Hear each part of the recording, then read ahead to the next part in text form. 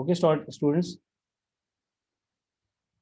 the topic was the new topic which we are going to select is sublimation.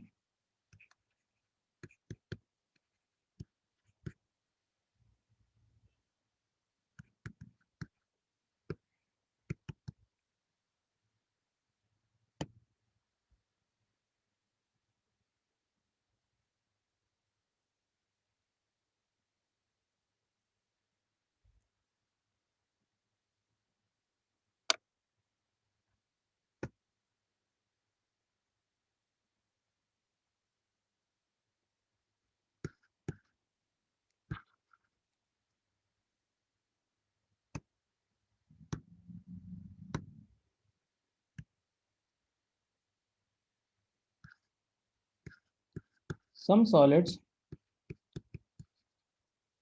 on heating directly convert into gas without becoming liquid.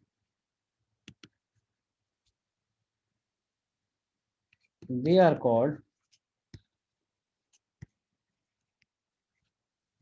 subliminary solid.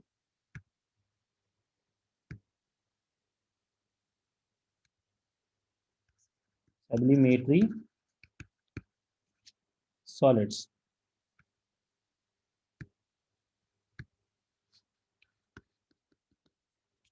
And the process is called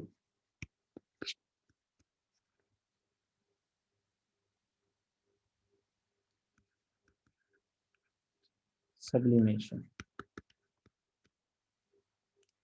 sublimation वो process है जिसमें solids directly gas में convert हो जाएं, उस process को हम sublimation कहते हैं। देखो सीधी सी बात है, कुछ एग्जांपल आपको जैसे मैं दूं, आयोडीन, रूम टेम्परेचर पे आयोडीन सॉलिड है, इट इज सॉलिड, लेकिन अगर इसको खुला छोड़ दिया जाए तो आयोडीन वेपर्स में कन्वर्ट होना शुरू हो जाता है, और आयोडीन वेपर्स मीन्स की गैस। तो सॉलिड से डायरेक्टली गैस बनना, एस मीन सॉलिड, तो सॉलिड से डायरेक्टली गैस बन जाना आपके पास एग्जाम्पल है सब्लिमेशन। यस बेटा, ड्राई आइस। ड्राई आइस असल में आपके पास क्या है, solid carbon dioxide. Dry ice का भी स्टेट सिंबल एस यानी कि सॉलिड है। जब ड्राई आइस को आप रूम टेम्परेचर पे लेके आएंगे, क्योंकि ड्राई आइस जो होती है असल में कार्बन डाइऑक्साइड आपको पता है इज अ गैस, तो ड्राई आइस जो है वो -200 डिग्री सेंटीग्रेड तक टेम्परेचर लेके जाते हैं, जिसपे कार्बन डाइऑक्साइड को सॉलिडिफाई कर देते हैं, सॉलिड बना देते हैं। और जब उस सॉलिड कार्बन डाइऑक्साइड को रूम टेम्परेचर पे लेके आएंगे, सॉलिड कार्बन डाइऑक्साइड को जब रूम टेम्परेचर पे लेके आएंगे तो वो भी कार्बन डाइऑक्साइड के वेपर्स बनना शुरू हो जाएंगे, और वो क्या होगी, गैस। तो सॉलिड से डायरेक्टली गैस बनना, इस प्रोसेस को हम सब्लिमेशन कहते हैं। ठीक है स्टूडेंट्स, सो सब्लिमेशन वो प्रोसेस है जिसमें सॉलिड डायरेक्टली गैस में कन्वर्ट होता है। अब जैसे आप ड्राई आइस बना रहे हैं, सॉलिड कार्बन डाइऑक्साइड आप बना रहे हैं, तो कार्बन डाइऑक्साइड एक गैस है, तो जब आप उसको वेरी लो टेम्परेचर यानी कि -200 डिग्री सेंटीग्रेड पे ले जाएंगे तो वो गैस से सॉलिड बन जाएगी। इसी तरह से अगर वो गैस से सॉलिड बन गई है तो वो जब उसको आप रूम टेम्परेचर पे लेके आएंगे तो कार्बन डाइऑक्साइड रूम टेम्परेचर पे गैस है, ना कि लिक्विड। तो इसलिए जैसे ही आप उसको रूम टेम्परेचर पे लाते हैं तो सॉलिड कार्बन डाइऑक्साइड से जो धुएं से उड़ते हुए नजर आते हैं वो असल में कार्बन डाइऑक्साइड के वेपर होते हैं।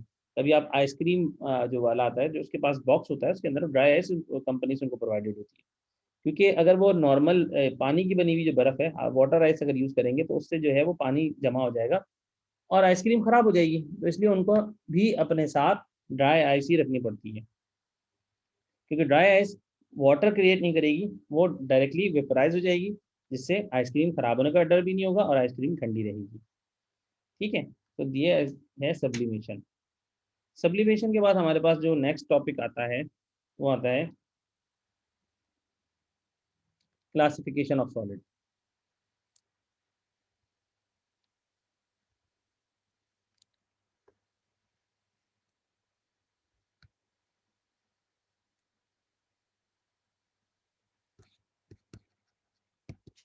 Classification of solids.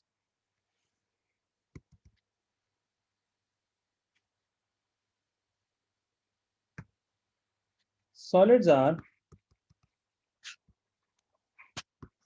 classified into two types. दो टाइप में सॉलिड को हम क्लासिफाई करते हैं। नंबर वन,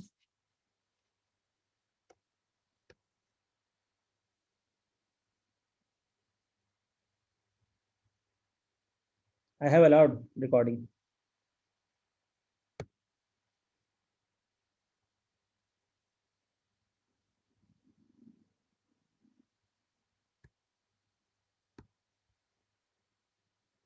सो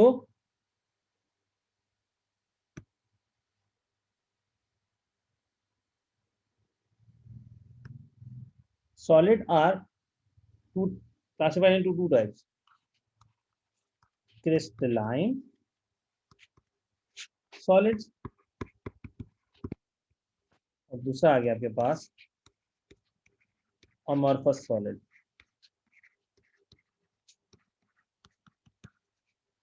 ठीक है, अब ये क्रिस्टलाइन और amorphous solid की डेफिनेशन किस तरह से आपको समझाई जाए।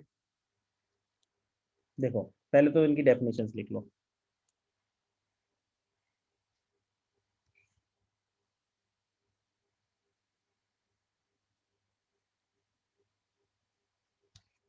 Solids which have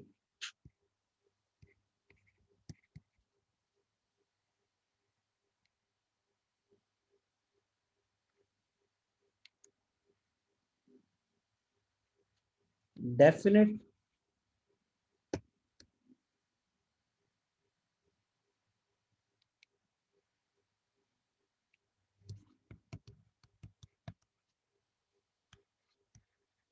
geometrical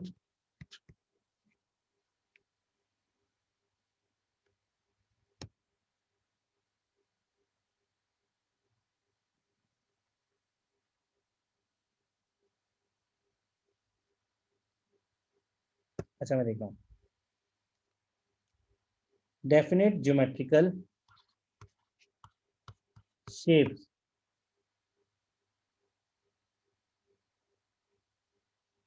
in which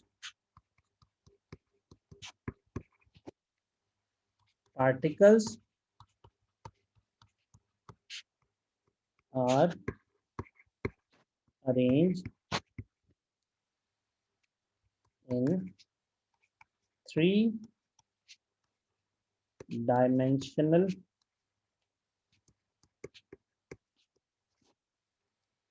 pattern। ठीक है, नाउ क्लियर।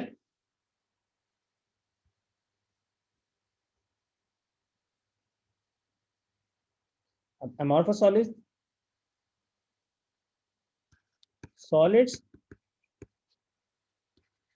which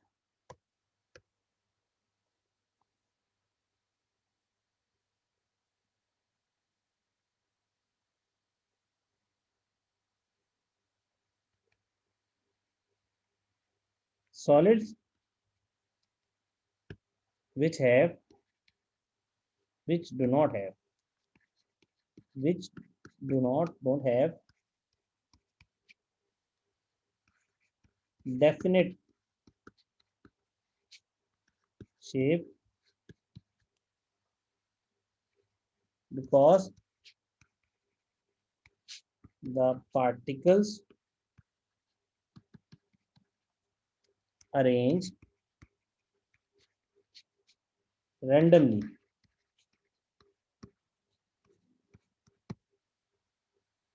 वो कहलाते हैं amorphous solid। ठीक है, अब मैं एग्जांपल से समझाता हूँ।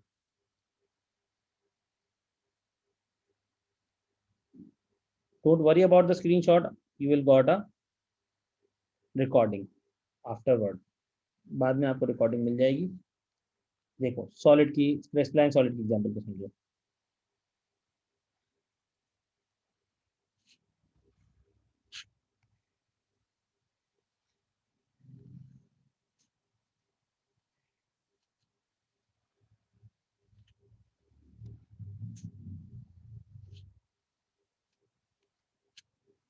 ये क्यूबॉइड बनाया मैंने आपके सामने, इसके एक कॉर्नर पे Na, एक कॉर्नर पे Cl लगाना, यहाँ पे Na, यहाँ पे Cl, इसी तरह है यहाँ पे Cl, यहाँ Na, यहाँ पे Cl और यहाँ पे Na। तो आप देख सकते हैं कि एक फिक्स पैटर्न है जिसके अंदर सोडियम और क्लोराइड आपस में जुड़ रहे हैं, यानी कि सोडियम का बॉन्ड जो है वो क्लोराइड से, क्योंकि सोडियम पॉजिटिव होता है तो क्लोराइड नेगेटिव होता है। इसी तरह यहाँ पे ये इस तरह से, ये पॉजिटिव है, ये नेगेटिव है, ये पॉजिटिव आयन है, नेगेटिव आयन है। तो पार्टिकल्स जो हैं एक फिक्स ज्योमेट्रिकल पैटर्न में अरेंज होते हैं। इस तरह से आपके पास क्रिस्टलाइन सॉलिड फॉर्म होता है। This is crystal of NaCl। ठीक है, अब इसी तरह से अगर आपके पास एग्जाम्पल जो दी जाती है वो मुख्तलिफ एग्जाम्पल हो सकती है, जैसे कि गिलास भी जो है वो आपके पास कंसिडर किया जाता है अमॉर्फस सॉलिड के अंदर। अब अमॉर्फस सॉलिड में गिलास जो है, अब मैं अगर गिलास असल में सिलिकॉन डाइऑक्साइड, तो अगर मैं इसका स्ट्रक्चर कुछ बनाऊं तो कोई पर्टिकुलर अरेंजमेंट नजर नहीं आएगी,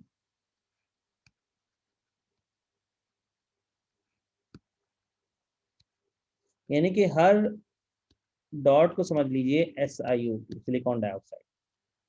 तो कहीं आपको ट्रायंगुलर शेप मिलेगा, कहीं आपको रेक्टेंगुलर शेप मिल जाएगा, कहीं आपको स्क्वायर शेप मिल जाएगा।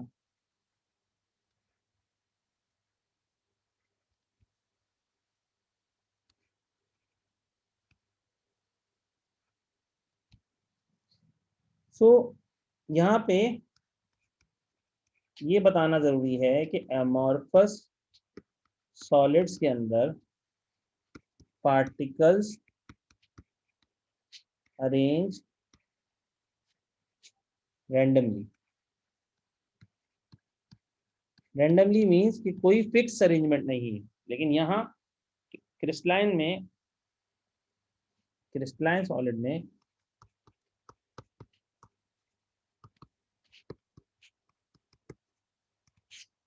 पार्टिकल्स अरेंज इन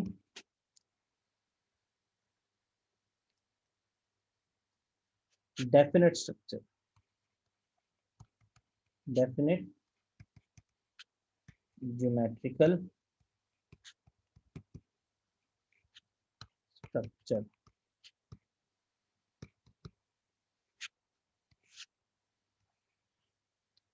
ठीक है, तो हमारे पास ये हो गए दो तरह के सॉलिड्स, यानी कि एक सॉलिड वो है जिसके अंदर पार्टिकल्स जो हैं वो रैंडमली अरेंज हुए हुए, और दूसरी टाइप के जो हमारे पास सॉलिड्स हैं उनमें पार्टिकल्स फिक्स अरेंजमेंट में मौजूद नहीं है। तो ऐसे टाइप जिसमें पार्टिकल्स जो हैं वो फिक्स अरेंजमेंट में मौजूद ना हो, उनको हम कहते हैं अमॉर्फस। और क्रिस्टलाइन सॉलिड वो होते हैं जिनके अंदर पार्टिकल्स, जैसे कि पार्टिकल्स कौन से, सोडियम और क्लोराइड, ये आपस में एक फिक्स मैनर में अरेंजमेंट हुए। देखो इस बात को और आसान ऐसे भी समझ सकते हो कि अगर मैं इसको इस तरह समझाऊं कि इसमें फर्क इसलिए भी होता है क्योंकि अरेंजमेंट की वजह से डिफरेंस आ जाता है। सोडियम क्लोराइड का जो मेल्टिंग पॉइंट है it is 950 above, 950 degree centigrade above around, ठीक है। लेकिन अगर मैं गिलास को मेल्ट करूंगा तो गिलास का जो मेल्टिंग पॉइंट है वो फिक्स नहीं मिलेगा मुझे। The amorphous solid melts over a range of temperature, यानी कि मैं आपको ऐसे समझाऊं कि अगर मैं सॉल्ट ले लूं, एक सॉल्ट का क्यूब ले लूं, इसको मेल्ट करूं, ठीक है, इसको मेल्ट करूंगा तो ये मेल्ट होगा 950 डिग्री सेंटीग्रेड अबव। अब चाहे मैं लेकिन इसी तरह अगर मैं कोई एमॉर्फस सॉलिड ले लूं, ये क्रिस्टलाइन लेट सपोज है और ये अमॉर्फस है, उसके मैं अगर टुकड़े कर दूं और हर टुकड़े को मेल्ट करूं, तो ये हर टुकड़ा अलग अलग मेल्टिंग पॉइंट देगा, melts over a range of temperature. यानी कहने का मकसद ये है कि लेट सपोज ये मेल्ट होता है 100 डिग्री सेंटीग्रेड पे, ये होता है 105 डिग्री सेंटीग्रेड पे, ये होता है 95 डिग्री सेंटीग्रेड पे, ये होता है 110 डिग्री सेंटीग्रेड पे। लेकिन क्रिस्टलाइन जो सॉलिड होंगे उनका मेल्टिंग पॉइंट जो होगा वो फिक्स्ड होगा, मेल्टिंग पॉइंट फिक्स होगा। लेकिन अमॉर्फस जो होंगे, यानी कि अमॉर्फस जो होंगे आपके पास, ये एक over a range of temperature, यानी कि अगर मैं इस सोडियम क्लोराइड के भी पीसेस कर दूं तो हर पीस 950 डिग्री सेंटीग्रेड पे ही मेल्ट होगा। लेकिन हमारे पास अमॉर्फस सॉलिड के अगर हम पीसेस करें तो चाहे वो एक ही चीज, मतलब एक ही उसके हिस्से हैं, सारे सारे पार्ट्स एक ही चीज के हैं, लेकिन क्या है कि हर पार्ट जो है अलग अलग टेम्परेचर पे मेल्ट हो रहा है। तो ये बात यहाँ क्लियर होती है कि amorphous solid melts over a range of temperature, यानी कि इनका कोई फिक्स टेम्परेचर नहीं होता, ठीक है। इसी वजह से क्यों, क्योंकि बॉन्डिंग में फर्क है। अब आप देखो ना यहाँ पे आप देख सकते हो कि हमारे पास, इसको अगर मैं एनलार्ज करके बताऊं, तो अगर जब हम हीट यहाँ प्रोवाइड करेंगे तो यहाँ स्ट्रक्चर डिफरेंट है, ठीक है ना, यहाँ स्ट्रक्चर डिफरेंट है। तो हर जगह स्ट्रक्चर डिफरेंट होने की वजह से हर जगह, my voice is not clear, हर जगह स्ट्रक्चर डिफरेंट होने की वजह से क्या होगा, melting points will be different, ठीक है। जबकि मैं अगर इसकी बात करूं NaCl की, तो NaCl में आप इसको देखेंगे तो एक फिक्स ज्योमेट्री होने की वजह से आप इसे किसी भी तरफ से मेल्ट करें, इसका मेल्टिंग पॉइंट जो है वो 950 अबव डिग्री सेंटीग्रेड ही आएगा।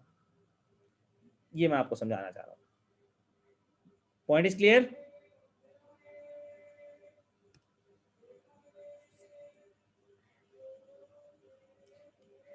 एविडेंस क्लियर बेटा?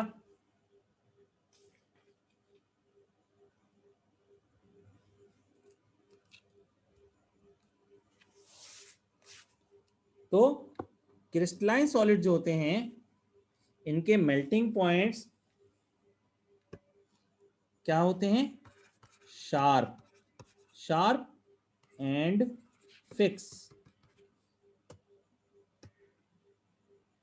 गुड। क्रिस्टलाइन सॉलिड के मेल्टिंग पॉइंट शार्प और फिक्स होते हैं, जबकि इनके मेल्टिंग पॉइंट क्या है, melts over a range of temperature, यानी कि फिक्स नहीं होगा, अलग अलग टेम्परेचर पे मेल्ट होगा, ठीक है। अच्छा, तो ज्योमेट्री के बारे में तो मैं डिस्कस कर चुका हूँ कि इनकी जो ज्योमेट्री, क्योंकि बेटा डिफरेंस भी पूछा जा सकता है आपसे, तो डिफरेंस को ज़रा समझिए, क्योंकि इसमें मैंने कहा ना कि NaCl particles arrange in a definite geometrical pattern. तो ज्योमेट्री क्या है कि डेफिनेट है, फिक्स है, चेंज नहीं होगा। लेकिन इसमें पार्टिकल्स अरेंज रैंडमली। रैंडमली का मतलब क्या होता है? Not fix. कहीं 4 लग जाएं, कहीं 3 लग जाएं, फिर 3 लग जाएं, फिर 4 लग जाएं, इस तरह से करके फिक्स अरेंजमेंट ऑफ पार्टिकल्स नहीं है। इसलिए हम कहते हैं कि अमॉर्फस सॉलिड्स की ज्योमेट्री क्या डेफिनेशन आएगी कि particles in amorphous solids are not arrange in a definite pattern, particles arrange randomly. ठीक है।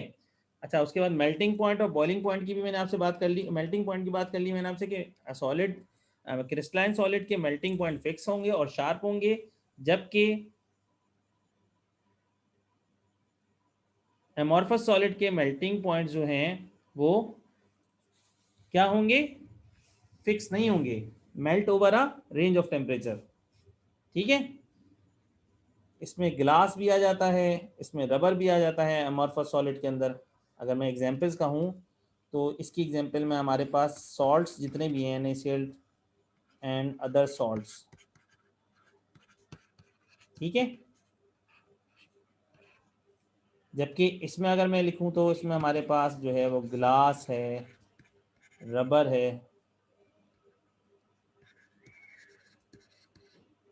इनके, क्योंकि रबर का भी आपको melting point, boiling point fix वगैरह नहीं मिलेगा, मेल्टिंग पॉइंट एक्चुअली। ठीक है। अब आ जाते हैं और इनकी और प्रॉपर्टीज़ पे, क्योंकि डिफरेंस अगर आपके पास आए तो आप ये डिफरेंस लिख सकते हैं। इनका एक डिफरेंस है anisotropy and isotropy.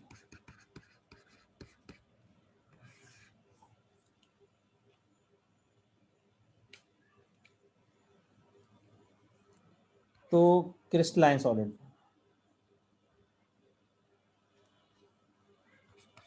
Physical properties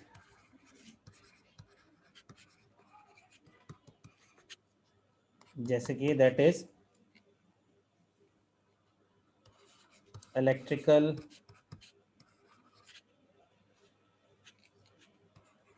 conductivity,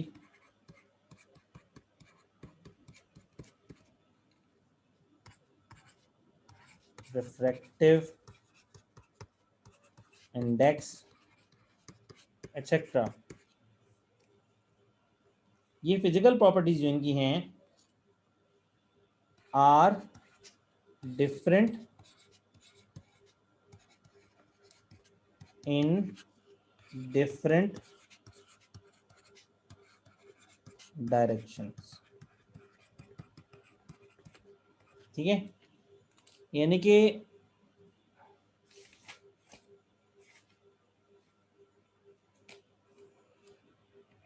और इसे कहते हैं, this property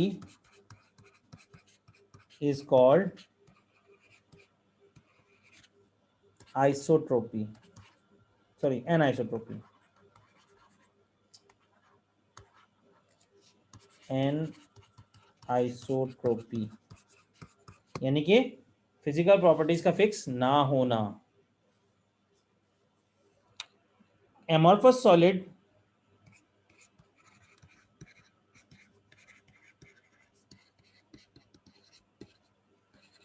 are isotropic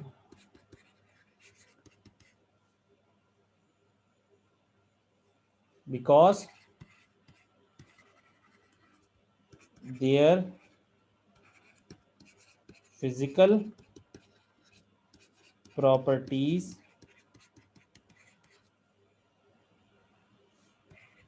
are same in all directions। यानी कि इनकी प्रॉपर्टी तमाम डायरेक्शंस में सेम होती हैं। अब जैसे एग्जांपल समझिएगा,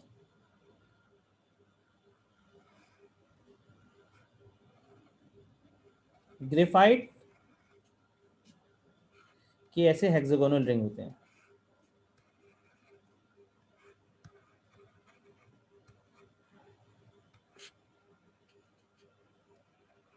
हर कॉर्नर समझ लो एक कार्बन है, ये डॉट बना रहा हूँ, हर कॉर्नर एक कार्बन होगा।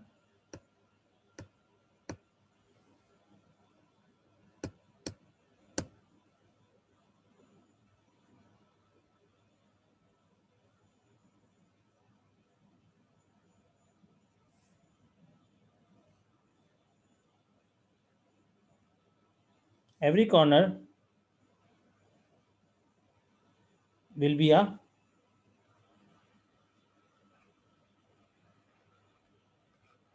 carbon.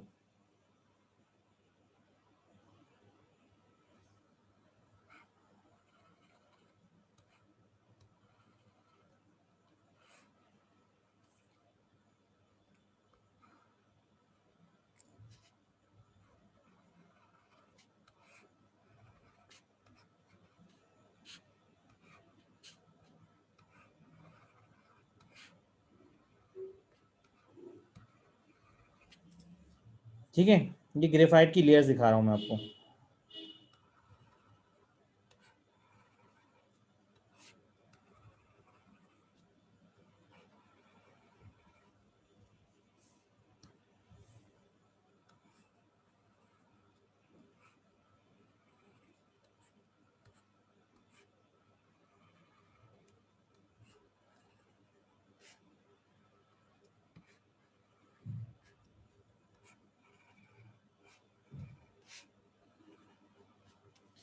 तो बताने का आपको जो मकसद है वो ये है कि इनकी जो फिजिकल प्रॉपर्टीज होती हैं हर डायरेक्शन में सेम नहीं होती, इसलिए आइसोट्रोपिक कहलाते हैं। कौन?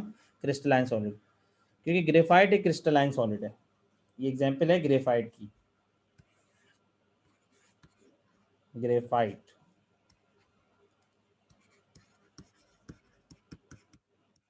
ग्रेफाइट कार्बन की एलोट्रॉप है। ठीक है, हर ग्रेफाइट के अंदर हर कार्बन के ऊपर, ग्रेफाइट में हर कार्बन के ऊपर एक इलेक्ट्रॉन फ्री होता है। और आपको पता है कि जिस चीज के ऊपर इलेक्ट्रॉन फ्री हो वो एक अच्छा कंडक्टर बन जाता है, क्योंकि metals are good conductor because they have free electron. तो ग्रेफाइट एक अच्छा कंडक्टर इसलिए है क्योंकि उसके ऊपर क्या है? फ्री इलेक्ट्रॉन है। लेकिन ये इनकी इलेक्ट्रिकल कंडक्टिविटी जो होती है वो पैरेलल, अगर अगर चार्ज मूव कर रहा है, अगर movement of charge parallel to the plane है इस तरह से, तो ये कंडक्टर की तरह बिहेव करेंगे। लेकिन अगर इनकी, अगर conductivity perpendicular to the plane है, अगर conductivity perpendicular to the plane है तो they will not conduct electricity.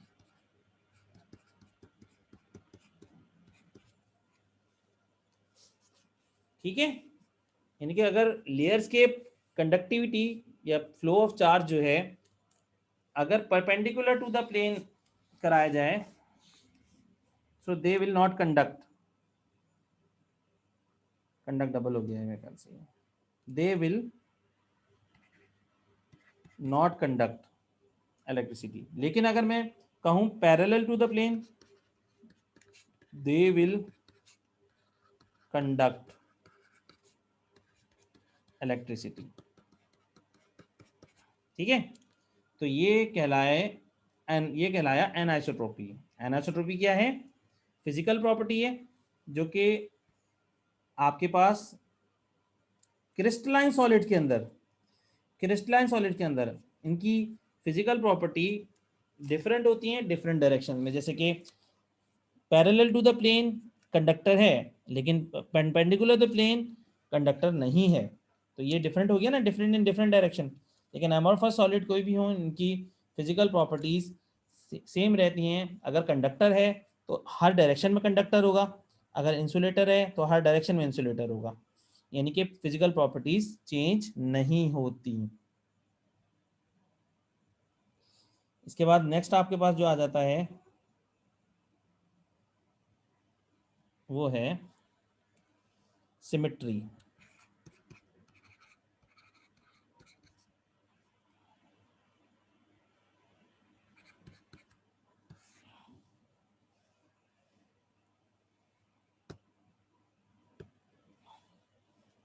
अच्छा जी, symmetry.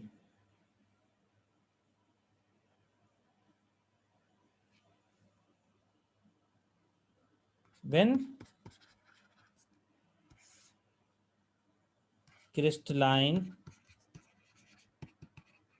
solids rotate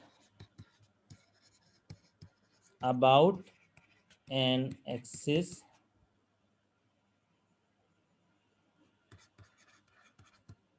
their appearance does not change. That is, इसका मतलब ये हुआ they are symmetrical. सिमेट्री का मतलब आसान लफ्जों में मतलब समझने का ये है कि वो चीज़ जिसको अगर हम किसी भी एंगल से देखें तो उसकी शक्ल तब्दील ना होती हो, या अगर हम उसको बीच में से कट करें तो वो दो इक्वल हाफ में डिवाइड हो जाए, ऐसी चीज़ को हम कहते हैं कि दैट इज सिमेट्रिकल, उसकी सिमेट्री होती है। ठीक है। और इसी तरह से अगर मैं बात करूं एमॉर्फस सॉलिड, तो एमॉर्फस सॉलिड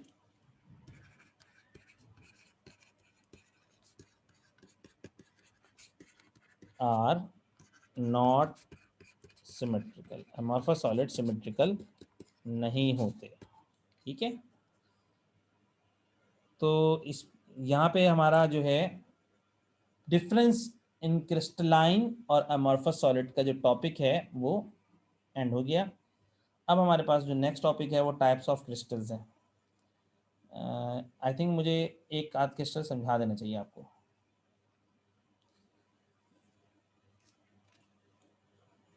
या चलो टाइप्स ऑफ क्रिस्टल के नाम लिख लेते हैं, नेक्स्ट क्लास में हम इनको डिस्कस कर लेंगे।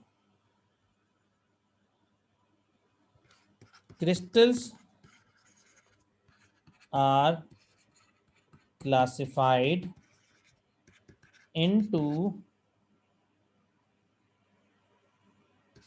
4 टाइप्स। 4 टाइप्स में क्रिस्टल्स को क्लासिफाई किया जाता है।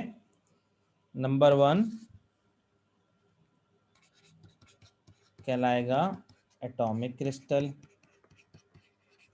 नंबर 2 कहलाएगा ionic crystal.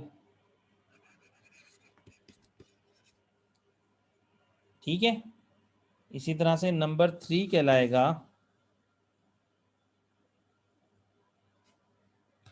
Covalent crystal.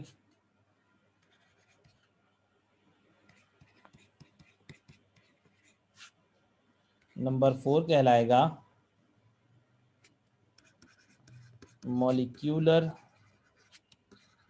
Crystal. ये 4 टाइप्स हैं आपके पास क्रिस्टल्स की, एटॉमिक, आयनिक, कोवैलेंट, मॉलिक्यूलर। तो हमारे पास ये 4 टाइप हो गई क्रिस्टल्स की। ठीक है स्टूडेंट्स।